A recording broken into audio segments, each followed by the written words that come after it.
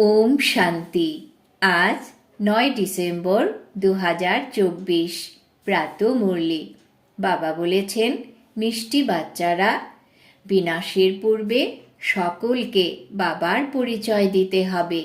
নিজে ধারণ করে অন্যদের বোঝাও, তবেই উচ্চপদ লাভ করতে পারবে। আজকের মুরলির প্রশ্ন, রাজযোগী স্টুডেন্টদের প্রতি বাবার ডাইরেকশন কি? উত্তর, তোমাদের জন্য বাবার ডাইরেকশন হলো যে একমাত্র বাবার হয়ে গিয়ে তারপর আর কাউকে মন দেবে না। প্রতিজ্ঞা করো, পুনরায় আর পতিত হবে না। তোমরা সম্পূর্ণরূপে এমন পবিত্র হয়ে যাও যে বাবা আর টিচারের স্মরণ যেন শত আর নিরন্তর হয়ে থাকে। একমাত্র বাবাকেই ভালোবাসো, তাকেই স্মরণ করো, তবেই তোমরা অত্যধিক শক্তি প্রাপ্ত করতে থাকবে। ওম শান্তি। আত্মাদের পিতা বসে বোঝান তখনই যখন এই শরীর বর্তমান। সম্মুখেই বোঝানো হয়। যা সম্মুখে বোঝানো হয় সেটাই আবার লেখনের মাধ্যমে সকলের কাছে পৌঁছায়। তোমরা এখানে আসো সামনে বসে শোনার জন্য। অসীম জগতের বাবা আত্মাদের শোনান, আত্মাই শোনে, সব কিছু আত্মাই করে এই শরীরের দ্বারা। সেই জন্য সর্বপ্রথমে নিজেকে আত্মা অবশ্যই মনে করতে হবে। কথায়ও রয়েছে যে আত্মারা আর পরমাত্মা পৃথক ছিল বহুকাল। সর্বপ্রথমে কারা বাবার কাছ থেকে দূর হয়ে আসে এখানে পার্ট প্লে করতে? তোমাদের জিজ্ঞাসা করা হবে, কতকাল তোমরা বাবার কাছ থেকে দূরে ছিলে? তখন তোমরা বলবে 5000 বছর। সম্পূর্ণ হিসেব তো রয়েছে, তাই না বাচ্চারা? এ তো তোমরা জানো যে নম্বরের ক্রমানুসারে কিভাবে আসে। বাবা যিনি ওপরে অর্থাৎ পরম ধামে ছিলেন, তিনিও এখন নিচে নেমে এসেছেন তোমাদের ব্যাটারি চার্জ করতে। এখন বাবাকে স্মরণ করতে হবে। এখন বাবা সম্মুখে রয়েছেন, তাই না? বাবার অকুপেশনের কথা ভক্তি মার্গের কেউ জানেই না। নাম রূপ দেশ কালকে কেউ জানেই না। তোমাদের তো নাম রূপ দেশ কালের কথা সব জানা আছে। তোমরা জানো যে এই রথের দ্বারা বাবা আমাদের সব রহস্য বোঝান। রচয়িতা এবং রচনার আদি মধ্য অন্তের রহস্য বোঝান। এ হলো অতি সূক্ষ্ম বিষয়। এই মনুষ্য সৃষ্টিরূপী বৃক্ষের বীজ হলেন একমাত্র বাবা। তিনি এখানে অবশ্যই আসেন। নতুন দুনিয়া স্থাপন করা ওনারই কাজ। এমন নয় যে ওখানে বসে স্থাপন করেন। বাচ্চারা, তোমরা জানো যে বাবা এই শরীরের দ্বারা আমাদের সম্মুখে বসে বোঝান। এও তো বাবার স্নেহ করাই হলো, তাই না? আর কেউ তার বায়োগ্রাফি জানে না। গীতা হলো আদি সনাতন দেবী দেবতা ধর্মের শাস্ত্র। এও তোমরা জানো যে এই জ্ঞানের পরেই আসে বিনাশ। বিনাশ অবশ্যই হবে। আর যেসব ধর্মস্থাপকেরা আসে তাদের আগমনের পর বিনাশ হয় না। বিনাশের সময়ই হলো এটা। তাই তোমরা যে জ্ঞান পাও তা পুনরায় লুপ্ত হয়ে যায়। বাচ্চারা, তোমাদের বুদ্ধিতে এসব কথা রয়েছে। তোমরা রচয়িতা আর রচনাকে জেনে গেছো। দুটোই হলো অনাদি, যা চলে আসছে। বাবার আসার পার্ট হলো সঙ্গম যুগে। ভক্তি অর্ধকল্প চলে, জ্ঞান চলে না। জ্ঞানের প্রালব্ধ বা উত্তরাধিকার অল্পকালের জন্য প্রাপ্ত হয়। জ্ঞান তো একবারই শুধুমাত্র সঙ্গমেই পাওয়া যায়। তোমাদের এই ক্লাস একবারই চলে।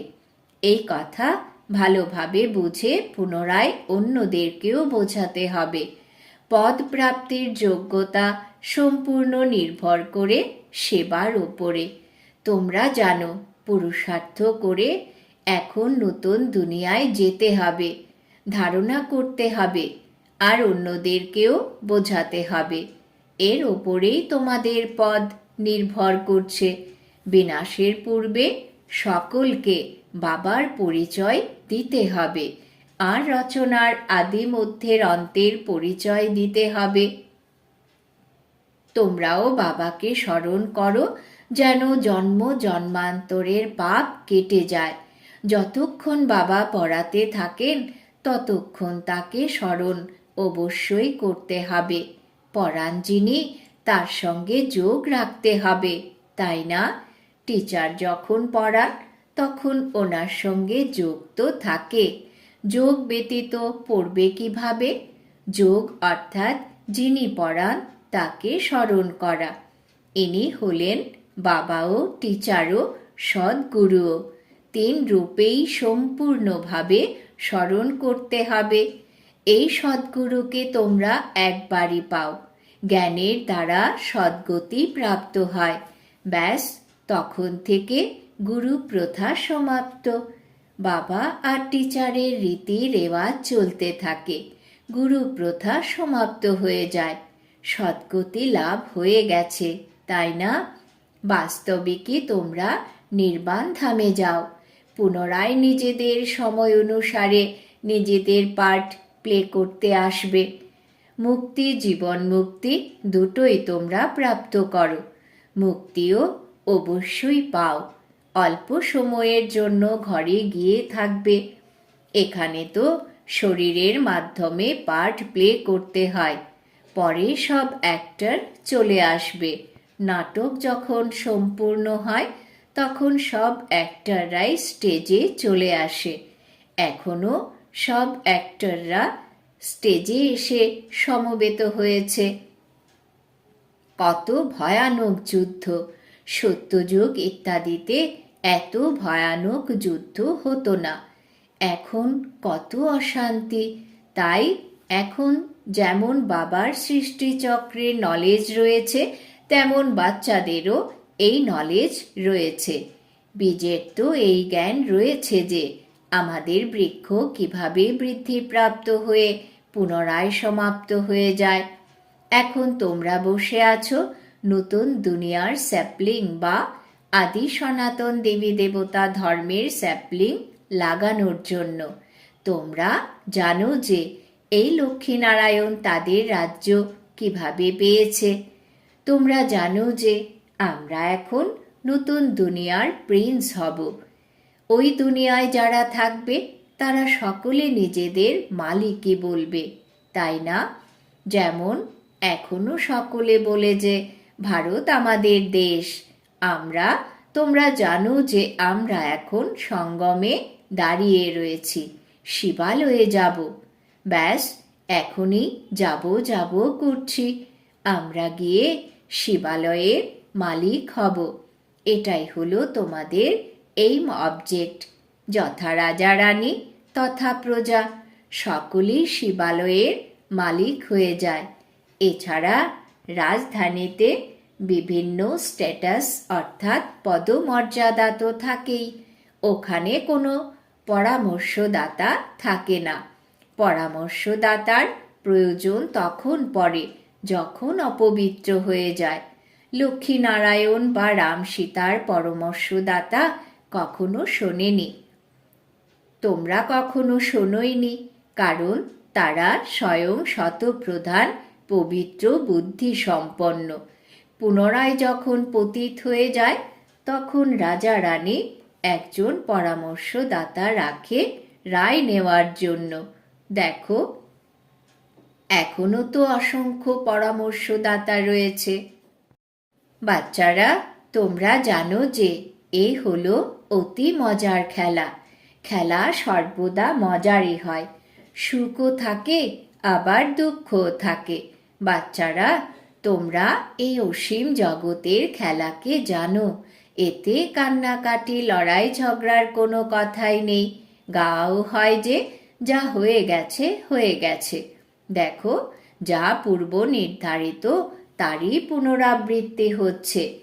এই নাটক তোমাদের বুদ্ধিতে রয়েছে। আমরা এই নাটকের অ্যাক্টার্স। আমাদের 84 জন্মের পার্ট অ্যাকুরেট, অবিনাশী। যারা যে জন্মে যে অ্যাক্ট করতে এসেছে তারা সেটাই করবে। আজ থেকে 5000 বছর পূর্বেও তোমাদের কথাই বলেছিলাম যে নিজেদের আত্মা মনে করো। গীতাতেও এই শব্দ রয়েছে। তোমরা জানো যে অবশ্যই যখন আদি সনাতন দেবী দেবতা ধর্ম স্থাপন হয়েছিল তখন বাবা বলেছিলেন দেহের সর্বধর্মকে পরিত্যাগ করে নিজেকে আত্মা নিশ্চয় করো আর বাবাকে স্মরণ করো। মনমনা ভবর অর্থ বাবা সঠিকভাবে বুঝিয়েছেন। ভাষাও একটাই। এখানে দেখো কত অসংখ্য ভাষা রয়েছে। ভাষা নিয়েও কত শোরগোল হয়। ভাষা ব্যতীত তো কোনো কার্য সম্পন্ন হতে পারে না। এমন এমন ভাষা শিখে আসে যে মাতৃভাষায় ভুলে যায়। যারা অনেক ভাষা শেখে তারা পুরস্কার পায়। যত ধর্ম তত ভাষা। তোমরা জানো ওখানে তো আমাদের রাজত্ব হবে। ভাষাও এক হবে। এখানে তো 100 মাইল পর পর এক এক ভাষা, ওখানে একটাই ভাষা। এসব কথা বাবা বসে বোঝান। তাই বাবাকে স্মরণ করতে থাকো। শিব বাবা ব্রহ্মার দ্বারা বোঝান। রথ তো অবশ্যই চাই। শিব বাবা আমাদের পিতা। বাবা বলেন আমার বাচ্চারা তো অসীম জগতের। বাবা এনার মাধ্যমে পড়ান, তাই না? টিচারকে কখনো আলিঙ্গন করে কি? না, করে না। বাবা তোমাদের পড়াতে এসেছেন, রাজযোগ শেখান। তবে তো তিনি টিচার হলেন, তাই না? তোমরা হলে স্টুডেন্ট। স্টুডেন্ট কখনো টিচারকে আলিঙ্গন করে কি? একমাত্র বাবার কাছেই নিজেকে সমর্পণ করে আর অন্য কাউকে মন দিও না। বাবা বলেন আমি তোমাদেরকে রাজযোগ শেখাতে এসেছি, তাই না? তোমরা শরীরধারী, আমি অশরীরী, ওপরে বসবাসকারী। তোমরা বলো বাবা আমাদের পবিত্র করতে এসো। তাহলে তো তোমরা পতিত, তাই না? তাহলে আমাকে আলিঙ্গন কিভাবে করবে? প্রতিজ্ঞা করে পুনরায় অপবিত্র হয়ে যায়। যখন সম্পূর্ণ পবিত্র হয়ে যাবে তখন আবার তা স্মরণেও থাকবে। শিক্ষককে গুরুকে স্মরণও করতে থাকবে। এখন যদি ছিছি হয়ে অধঃপতনে যায় তবে আরও 100 গুণ দণ্ড ভোগ করতে হবে। এনাকে অর্থাৎ ব্রহ্মাকে তো মাঝে দালাল রূপে পেয়েছ। স্মরণ তো শিব বাবাকে করতে হবে। ব্রহ্মা বাবা বলেন আমিও ওনার চতুর বাচ্চা, কিন্তু আমি কোথায় আলিঙ্গন করতে পারি? তোমরা তো এই শরীরের দ্বারা মিলিত হও। আমি ওনাকে কিভাবে আলিঙ্গন করব? বাবা বলেন বাচ্চারা তোমরা একমাত্র বাবাকেই স্মরণ করো, ভালোবাসো। স্মরণের দ্বারা অনেক শক্তি প্রাপ্ত হয়। বাবা হলেন সর্বশক্তিমান। বাবার থেকেই তোমরা এত শক্তি পাও। তোমরা কত বলবান হয়ে যাও। তোমাদের রাজধানীর ওপরে আর কেউ বিজয় প্রাপ্ত করতে পারে না। রাবণ রাজ্যই সমাপ্ত হয়ে যায়। দুঃখ দেওয়ার মতো আর কেউ থাকেই না। একে সুখধাম বলা হয়। রাবণ সমগ্র বিশ্বে সকলকে দুঃখ দেয়। জানোয়ারও দুঃখী থাকে। ওখানে তো জানোয়ারদেরও পরস্পরের মধ্যে ভালোবাসা থাকে। এখানে তো ভালোবাসাই নেই। বাচ্চারা তোমরা জানো এই ড্রামা কিভাবে আবর্তিত হয়। এর আদি মধ্য অন্তের রহস্য বাবাই বোঝান। কেউ সঠিকভাবে পড়ে, কেউ পড়ে না। পড়ে তো সকলেই, তাই না? সমগ্র দুনিয়ায় পড়বে, অর্থাৎ বাবাকে স্মরণ করবে। বাবাকে স্মরণ করা এও তো পড়া, তাই না? ওই পিতাকে সকলে স্মরণ করে। তিনি হলেন সকলের সদ্গতি দাতা, সকলকে সুখ প্রদান করেন। তারা বলেও যে এসে পবিত্র করো, তাহলে অবশ্যই এখন পতিত, ওনার এটাই কাজ, তাই ওনাকে আহ্বান করা হয়। তোমাদের ভাষাও কারেক্ট হওয়া চাই। ওরা বলে আল্লাহ, ওরা বলে গড, আবার গডফাদারও বলে। পরে যারা আসে তাদের বুদ্ধি তবুও ভালো থাকে, এত দুঃখ ভোগ করে না। এখন তোমরা সম্মুখে বসে রয়েছ, কি করছো? বাবাকে এই ভ্রুকুটিতে দেখো। বাবা আবার তোমাদের ভ্রুকুটিতে দেখেন। যার মধ্যে প্রবেশ করি তাকে কি দেখতে পারি? তিনি তো পাশে বসে রয়েছেন। এ অতি বুঝবার মতন বিষয়। আমি এনার পাশে বসে রয়েছি, ইনিও বোঝেন যে আমার পাশে বসে রয়েছেন।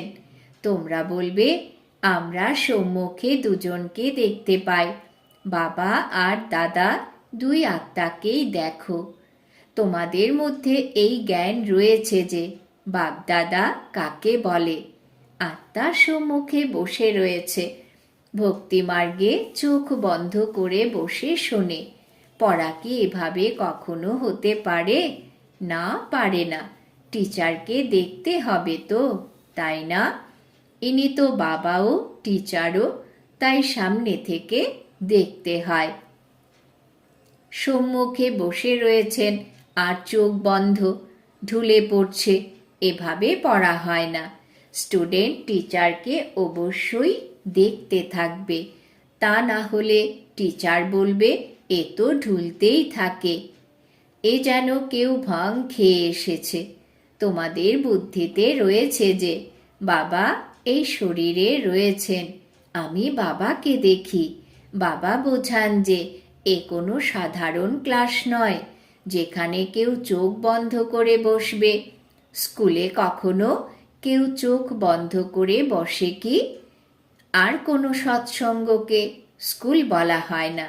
অবশ্যই সেখানে বসে গীতা শোনানো হয়, কিন্তু তাকে স্কুল বলা হয় না। তারা কি কোনো পিতা যে তাদের দেখবে? না, দেখবে না। কেউ কেউ শিবের ভক্ত হয়, তখন তারা শিবকেই স্মরণ করে, শুধু তার কথাই কর্ণগোচর হয়। যারা শিবের ভক্তি করে তারা শিবকেই স্মরণ করবে। কোনো সৎসঙ্গে প্রশ্ন উত্তর ইত্যাদি থাকে না, এখানে থাকে। এখানে তোমাদের আমদানি অনেক। আমদানি হতে থাকলে কখনো হাই উঠতে পারে না। ধন প্রাপ্ত হয়, তাই না? তখনও খুশিও হয়। হাই তোলা দুঃখের প্রতীক। রোগগ্রস্ত বা দেউলিয়া হয়ে গেলে তখন হাই উঠতে থাকবে। ধন প্রাপ্ত হতে থাকলে তখন আর কোনো হাই উঠবে না। বাবা আবার ব্যাপারীও। রাতে স্টিমার আসতো, তখন রাত জাগতে হতো। কোনো কোনো বেগম রাতে আসে, তাই শুধু ফিমেলদের জন্যই খুলে রাখা হয়। বাবাও বলেন প্রদর্শনী ইত্যাদিতে ফিমেলদের জন্য বিশেষ দিন রাখো, তাহলে অনেকেই আসবে। পর্দার আড়ালে যারা থাকে তারাও আসবে। অনেকেই পর্দার আড়ালে থাকে, মোটর গাড়িতেও পর্দা দেওয়া থাকে। এখানে এ হলো আত্মার কথা। জ্ঞান লাভ করলে অজ্ঞানতার পর্দা খুলে যাবে। সত্যযুগে পর্দা ইত্যাদি থাকেই না। এ হলো প্রবৃত্তি মার্গের জ্ঞান, তাই না? আচ্ছা, মিষ্টি মিষ্টি হারানিধি বাচ্চাদের প্রতি মাতা পিতা বাপদাদার স্মরণের স্নেহ সুমন আর সুপ্রভাত। আত্মাদের পিতা তার আত্মারূপী বাচ্চাদেরকে জানাচ্ছেন নমস্কার। আমরা আত্মারূপী বাচ্চারা আমাদের মাতা পিতা বাপদাদাকে জানাই স্মরণের স্নেহ সুমন, সুপ্রভাত, নমস্কার। ধারণার জন্যে মুখ্য সার। 1 নম্বর, এ বড়ই মজার খেলা বানানো রয়েছে। এতে সুখ আর দুঃখের পার্ট ফিক্সড হয়ে রয়েছে, তাই এখানে কান্নাকাটি বা হা হুতাশ করবার কিছু নেই। বুদ্ধিতে যেন থাকে যে এই ড্রামা হলো পূর্ব নির্ধারিত, সেটাই আবার রিপিট হচ্ছে। অতীত অতিক্রান্ত, তাই তাকে নিয়ে চিন্তন করা উচিত নয়। 2 নম্বর, এ কোনো কমন ক্লাস নয়। এখানে চোখ বন্ধ করে বসা উচিত নয়। টিচারকে সামনে দেখতে হবে। হাই তোলা উচিত নয়। হাই তোলা হলো দুঃখের লক্ষণ। বরদান। বাবা আজ বরদান দিয়েছেন সন্তুষ্টতার 3 সার্টিফিকেটের দ্বারা নিজের যোগী জীবনের প্রভাব বিস্তারকারী সহজ যোগী ভব। সন্তুষ্টতার 3 সার্টিফিকেটের দ্বারা নিজের যোগী জীবনের প্রভাব বিস্তারকারী সহজ যোগী ভব। ব্যাখ্যা: সন্তুষ্টতা হল যোগী জীবনের বিশেষ লক্ষ্য। যে সদা সন্তুষ্ট থাকে আর সবাইকে সন্তুষ্ট করে, তার যোগী জীবনের প্রভাব অন্যদের উপর স্বতই প্রভাব বিস্তার করে। যেরকম সায়েন্সের সাধনগুলির প্রভাব বায়ুমণ্ডলের উপর পড়ে, এই রকম সহজ যোগী জীবনেরও প্রভাব বায়ুমণ্ডলের ওপর পড়ে। যোগী জীবনের 3 সার্টিফিকেট হল: 1. নিজে সন্তুষ্ট, 2. বাবা সন্তুষ্ট, আর তৃতীয় হল লৌকিক অলৌকিক পরিবার সন্তুষ্ট। স্লোগান: স্বরাজ্যের তিলক, বিশ্ব কল্যাণের মুকুট আর স্থিতির সিংহাসনে বিরাজমান থাকাই হল রাজযোগী। স্বরাজ্যের তিলক, বিশ্ব কল্যাণের মুকুট আর স্থিতির সিংহাসনে বিরাজমান থাকাই হল রাজযোগী। আজকের সমান: আমি সহযোগী আত্মা। ওম শান্তি।